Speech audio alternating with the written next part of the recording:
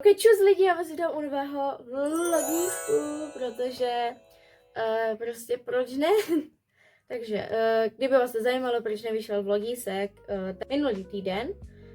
minulý týden, tak to bylo, protože jsem byla, já nevím, jestli jsem byla nachcípaná nebo co jako, ale bolelo mě v krku a měla jsem jakoby, já nevím, jak to říct, ne že horečky, ale prostě mi bylo hrozně, měla jsem pocit, že mám horečku, jo. A tak jsem nenatáčela, nestíhala jsem, neměla jsem na to čas a ani energii.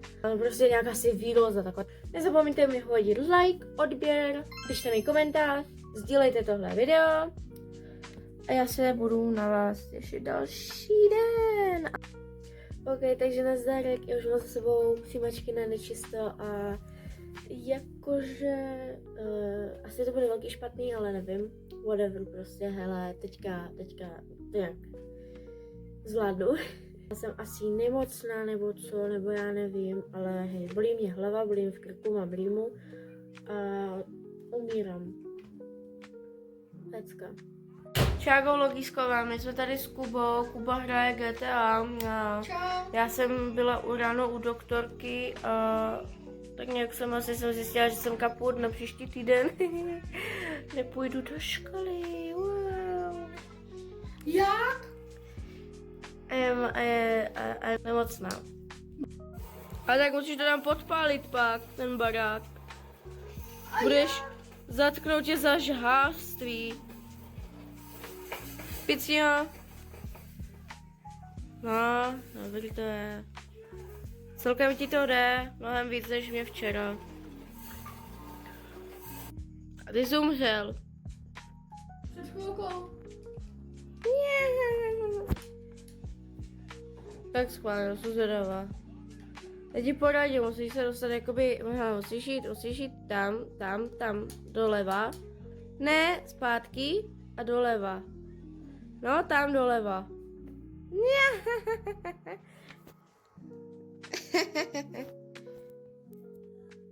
Ha. Čauko, mě už se teďka udělalo jakože celkem líp, ale ještě to není úplně nejlepší. Začala jsem hrozně kašlat a mám tady před sebou právě večeřu, úplně se na něj těším. Už na to vidím, takže vám to můžu popsat, jo. Paprika, brambory, hermelin, co víc jako. A vlogísek z plesu vyjde, nevím kdy, buď zároveň s tímto, nebo nevím, měl vyjít jakoby nejdřív měl vyjít v pondělí, pak měl vyjít ve středu a teďka měl vyjít jakoby dneska. Ale dneska jaksi nevyšel, jo, protože hej, já nevím, jak to říct, prostě nevyšel, tak. Já vím, že jsem se vám hrozně dlouho neozvala, jo, protože já jsem úplně umírala, měla jsem chřipku, reálně teďka mám antibiotika, jo, dneska jsem dostala a kámo, teďka já jsem tak hrozně nahypovaná a hrozně mám radost, protože kámo, já jsem přijímačky na nečisto úplně zabila. Matýka samozřejmě úplně, že ne, to asi není jako nějak, že bych to neměla říkat, nebo tak ne. Takže, hele, je mi to jedno, já vám to řeknu, kolik jsem měla bodů, jo. Angličtinu, to jsem zabila, tu mám 26 bodů. Kámo, já, která angličtinu, jakoby, já neumím vymýšlet, jo, věty, neumím gramatiku a jinak jakože čtu úplně v pohodě a takhle mluvím, no. Ale kámo, ty kokos.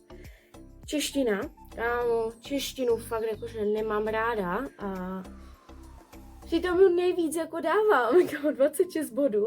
No a pak ta matika, která trošku byla jakože zabolela, ale ta byla taky hrozně těžká a tam mám 12 bodů, ale jinak kámo, já jsem zabila. Ok.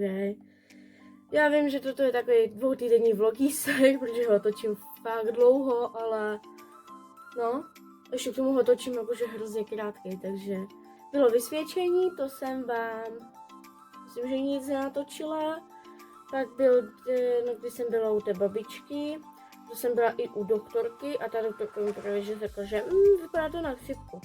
Jo, hele, umírala jsem, hej, unavená jsem byla, kašel jsem měla, bolelo mě v krku, no, umírala jsem prostě, hej, takhle hrozně mi fakt ještě nebylo, měla jsem zimnice a to. Zjistilo se, že chřipku nakonec nemám, ale příznaky se ještě zhoršily, sice už nejsem unavená a tak, ale zhoršila se mi rýma, jo, možná jde slyšet, že hůř mluvím. Zhoršila se mi rýma, zhoršil se mi kašel, takže doktorka řekla, že ať se dneska stavíme a dala mi antibiotika pecka. A toto byly moje 2 týdny asi toto. Já vám semka napíšu normálně, jak dlouho to tončím. Jo, který je první záběr, kdy jsem otočila ten záběr. Nebo tu scénu, tak. Takže zdarec. Nevím, co jsem natočila do vlogisku a co jsem nenatočila. Nevím absolutně, jak dlouhý je tohle video, jo. Pokud to má 5 minut, tak sorry. Pokud to má víc jak 5 minut, tak je to dobrý.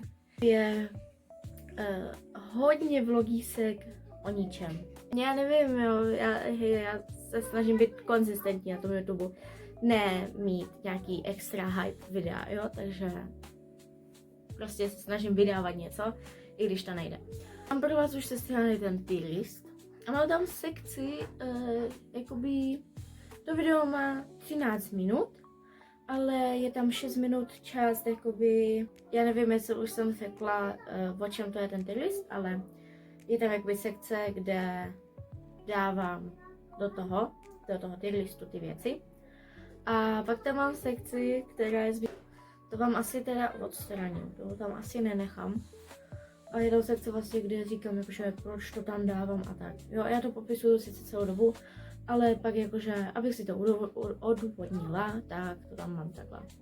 Přemýšlela jsem, že bych pro vás natočila nějaký video, to jakože, hej, nevím, nějaký nostalgický video, že Roblox, kde bych nějak vzpomínala třeba, jelikož já jsem asi v 9 hrozně hrála jako na Robloxu Brookhaven, jo, prostě tuto hru a hrozně jsem ho milovala a dneska jsem ju, hej, třeba po 2 letech jako zapla a pro mě to bylo úplně že mega, jo, hej, to bylo wow, jako. Nebaví mě to sice, ale jen tak jako z nostalgie bych si to zahrála. Takový to Adobe Me a pak je tam ještě něco, ten Brookhaven. Tyhle ty pro mě nostalgické hry bych si prostě zahrála na video. A hrozně by mě to bavilo, jo. Já nevím, jestli se to ještě hraje, kolik lidí to hraje, ale...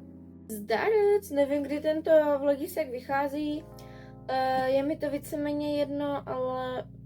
Protože, no prostě je mi to jedno.